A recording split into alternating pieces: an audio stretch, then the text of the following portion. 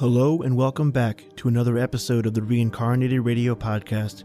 I'm your host, Dave Stishan, and once again I'm bringing you one of the scariest, creepiest, and most skin-crawling tales of terror that the golden age of radio had to offer.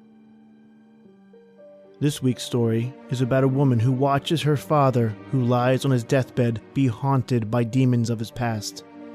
Today, the cast of Liz Kinder and myself reincarnate the Blackness of Terror from the Hermit's Cave, whose original air date is unknown. So turn off the lights, gather round, and remember, these tales scared your grandpappy first, and enjoy the Reincarnated Radio Podcast.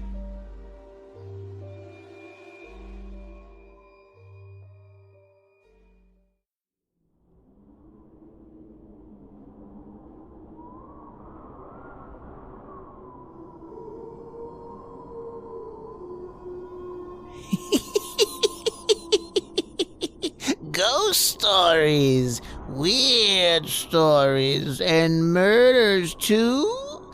The Hermit knows all of them, so turn out your lights. Turn them out! Have you heard the story, The Blackness of Terror? No? Well, then listen while the Hermit tells you the story.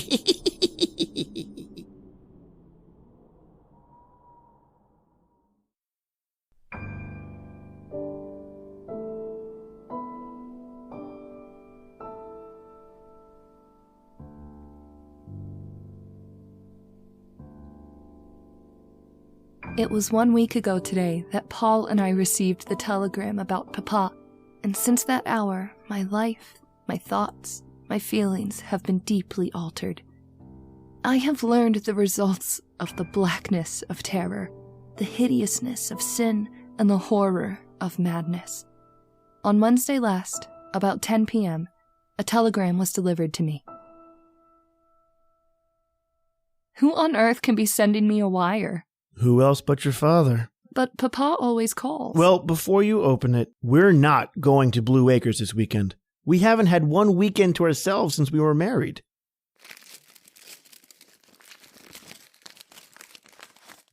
Oh, Paul, it is Papa. I knew it. No, you don't understand. Here.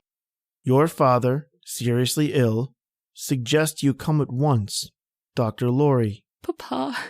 Papa. Now, take it easy, Marline. He's never been ill a day in his life. Your father's getting along in years, darling. You can't expect him not to have some bad days. But Dr. Laurie said seriously ill, and he's usually terribly conservative. We must start at once. Oh, please understand me. I love my husband, Paul, very much, but up until the time I married, I had never left my father's side. We'd been inseparable, ever since that dreadful morning when, as a little girl of 8 years, my papa had taken me on his lap, and after kissing me tenderly and brushing the curls back from my forehead, he had said, "Your papa has something very sad to tell you. You must be very brave, my darling. Your mother has left us. She has written this note to inform us."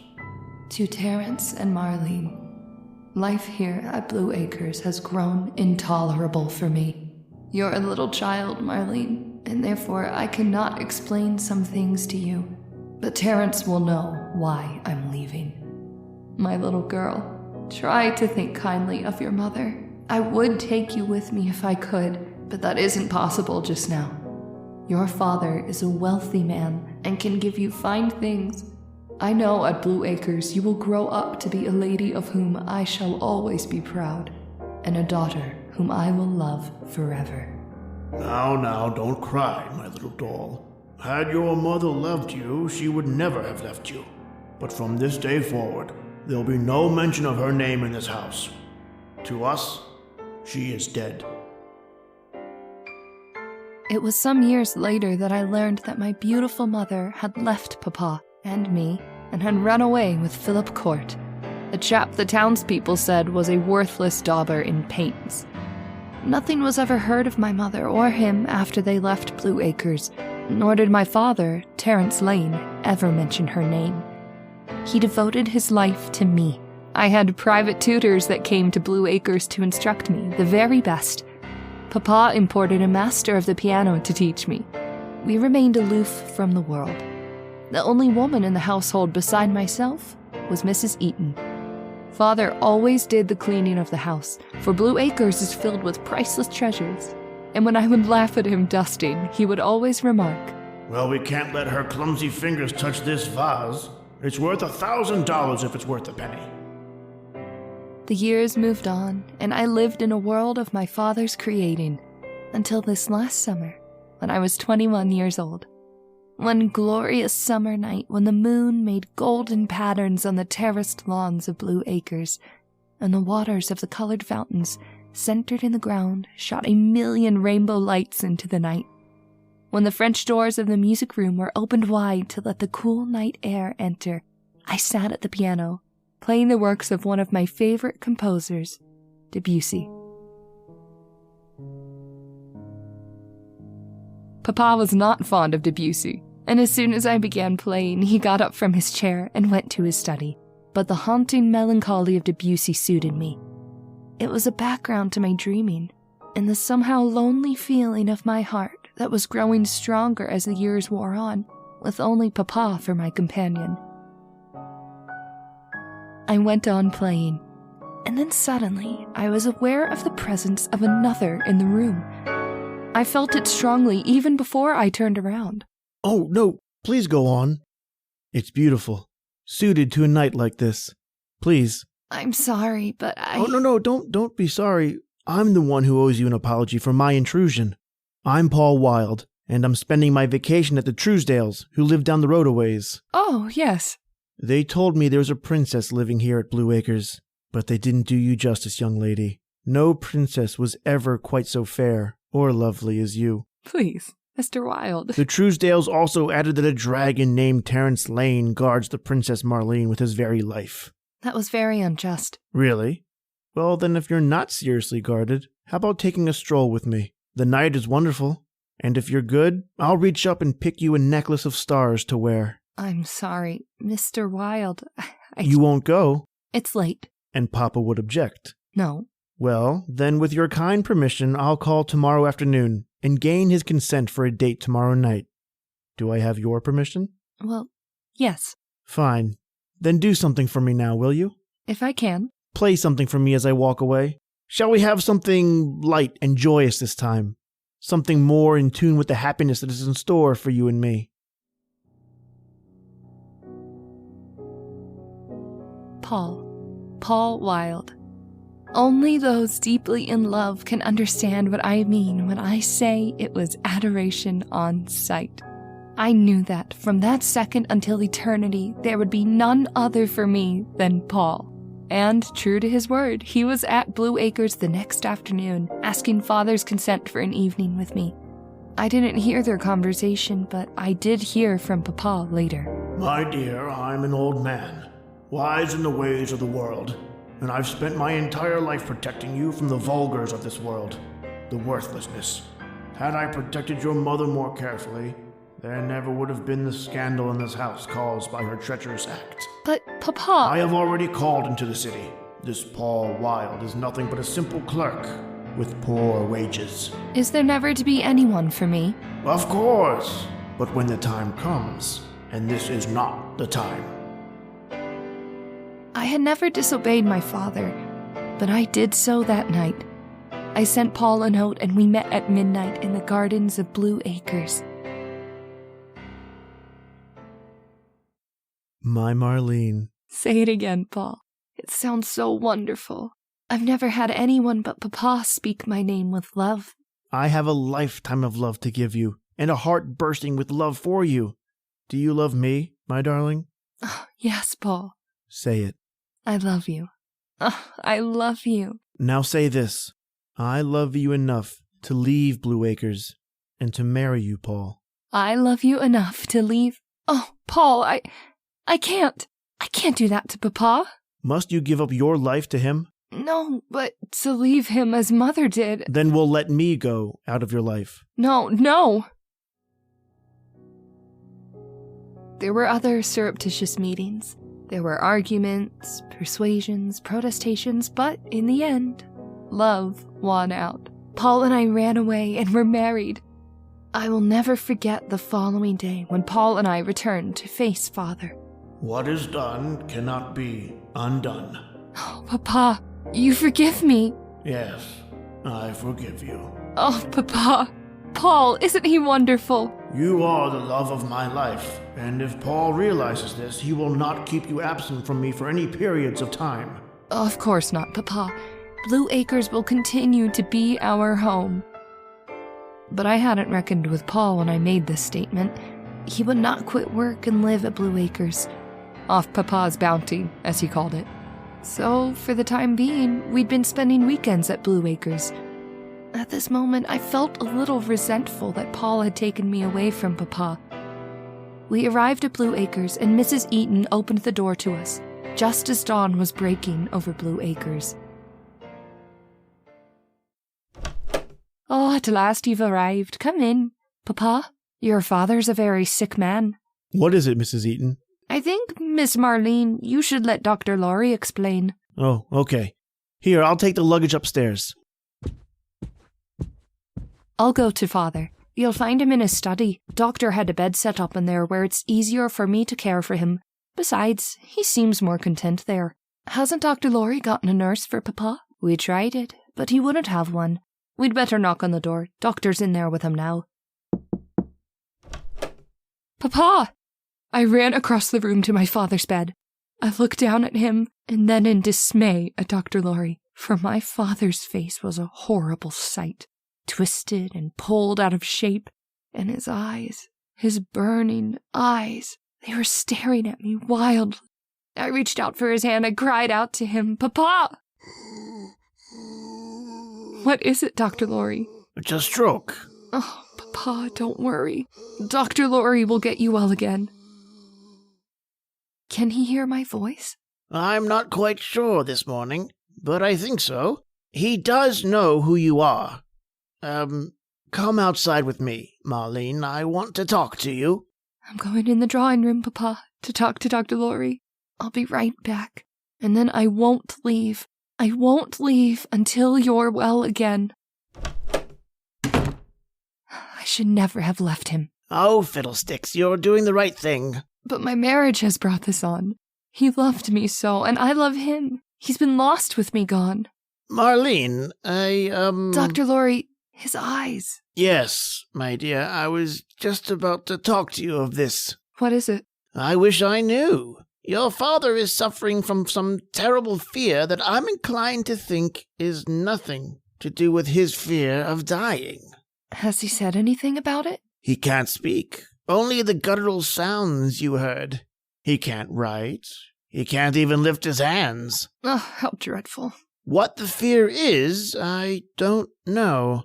I've watched him at nights, and it appears that whatever causes his wild fear is worse then. Poor Papa. As soon as our office hours are over this evening, I'll drive out here to Blue Acres. Perhaps between the two of us we'll be able to discover what causes his distress and be able to help him. It filled my heart with sorrow to see my father suffering such pain and discomfort, and the look in his eyes, the mad, wild look, was almost more than I could bear.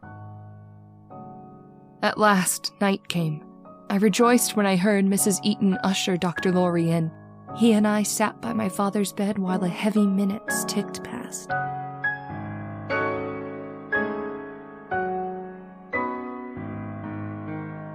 There seemed to be no change in his condition, but as night wore on and it was fast reaching midnight, there was a change in his eyes. The fear in them was so marked that I trembled from it. Dr. Laurie said, Do you see? See his eyes? Yes. It's as if he sees something that we don't see. Yes. It was so. His eyes seemed to be riveted on the door to his study. And it was then that I thought I heard a low moan.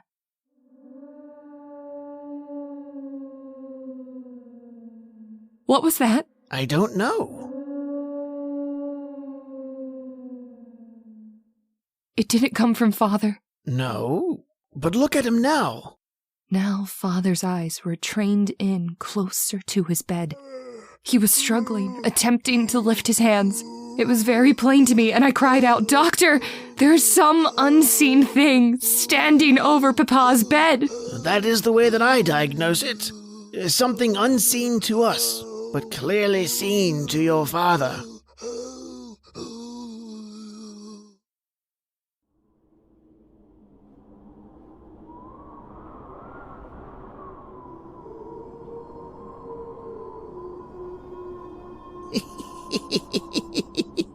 An unseen spirit, eh? Witnessed only by the dying? What does Terence Lane see, What causes him to fear so mightily? The Hermit will tell you before the night is done. Only a few moments have passed, but Marline, in her anxiety to aid her father in his terrible fear, only makes matters more difficult. Now it appears that the dying man wishes his beloved daughter out of the room, too. And so Paul, the husband of Marline, with his arms about her, leads her from the room and guides her into the music room, where she sinks into a chair, sobbing softly. Listen. Darling, if you get overwrought, you won't be able to help your father. Paul, it's so dreadful. I tell you, Papa sees things there in his room. Some vision that frightens him. I saw the bedclothes move and Papa wasn't touching them. Please, dear, try to control your nerves. Shall I have Mrs. Eton make you some tea? It'll help soothe you. I'll be right back, darling. Only take a second. Paul went into the kitchen. I sat, trying to get a hold of myself. It was only a few minutes after he left the room, and once again I was aware of the same sound I had heard in Father's room. The sound that has made his eyes turn mad with terror.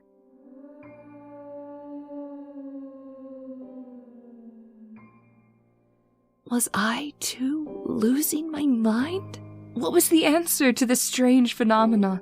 A sound that, to my ears, was exactly like that of a woman moaning.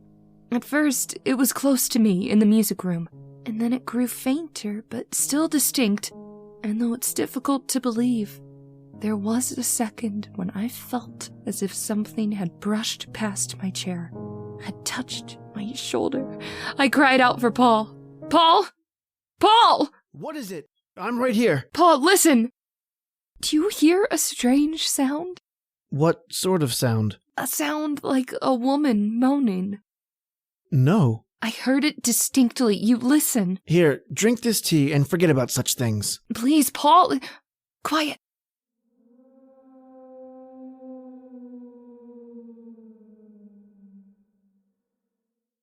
Do you hear? By George. You do hear it. Where is it coming from? I don't know. There it is again. Seems to be coming from these walls of the music room. That's it. Here, in this wall behind the piano. Yes. Why are you feeling the walls? This panel here. Look. Why, it's a panel that opens. I've lived here all my life and I never knew of it before. An inner room in here. And you can hear the moaning from here much closer. Marline, get the candle from the piano. I'm going to look around in here. Here, Paul. Yes, this passage in here must lead to another room in the house. I'm coming with you. And the moaning we heard was from someone in the adjoining room from here.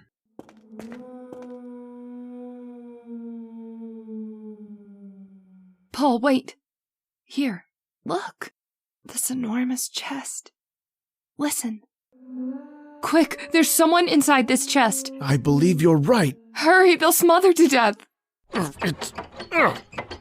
It's locked. Locked? Someone's been pushed into this chest and then it's been locked against them. Hurry, can't you break it open? I'm gonna try.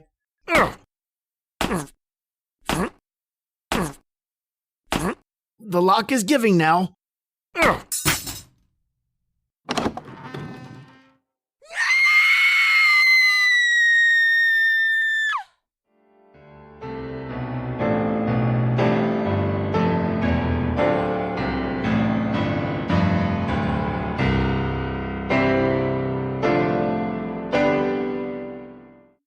Not one skeleton, Paul. Two. Two? I'm going to take this chest into Terrence Lane's room. When I question him and show him what we found in his secret hiding place, no doubt we'll have the answer to our tragedy. When confronted with the chest and the skeletons of human beings found in it, when asked questions by Dr. Laurie that Papa could answer by a nod of his head, we found the solution to the mystery of Blue Acres. Yes, the skeletons were those of Philip Court and my mother. My father had killed them before they ever got away from the house, the night Mother intended to leave. Dr. Laurie filled in many blank spaces in the life of my mother and father. Your father was an insanely jealous man, Marline. He would allow her no friends. He even went to the city alone and bought her gowns for her. He would allow no one to look upon her. He hated me because I attended her at your birth. I was surprised when he allowed you to get away from him and marry Paul, but I figured that one out now. What do you mean, Doctor? I found a large quantity of arsenic in his desk. I'm sure it was his intention to do away with you, Paul. Then, once again, he could have Marline to himself. Take me away, Paul. Paul and I left Blue Acres next morning. Terrence Lane, my father, is still living. Mrs. Eton cares for him. I haven't been out since that horrible night when the moaning of my mother's spirit led me to her grave. But we will go out this weekend if he's still living. Paul says I can never be happy unless I forgive him. Besides, the eyes of my father show madness in the evening after darkness gathers, and so we know he is tortured enough. Each night he must see the spirit of my mother standing over his bed, accusing him of his crime of double murder.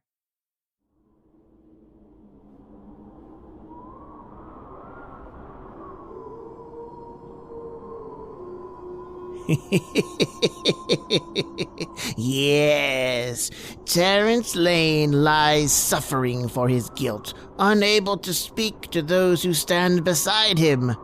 And in the nighttime, a vision of a woman appears before him, the vision of one of whom he murdered because of his insane jealousy. Yes, Terrence Lane has learned during these last hours the blackness. The awful blackness of terror. Turn back on your lights. Turn them on. I'll be back. Pleasant dreams.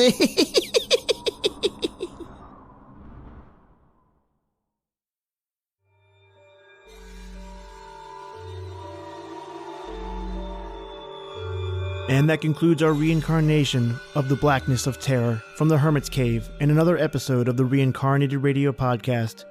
I'd like to thank Liz Kinder for helping me bring the script back to life, and new episodes of the Reincarnated Radio Podcast can be found every Thursday on PodBean and anywhere you get your podcasts. Don't forget to follow us on Facebook and Instagram so you never miss an announcement, and leave us a review while you're at it. Tell us what you think. Hopefully we raised a hair or two. But for now, that's it for me, Dave Stishan, and the rest of us at the Reincarnated Radio Podcast, where we scared your grandpappy first.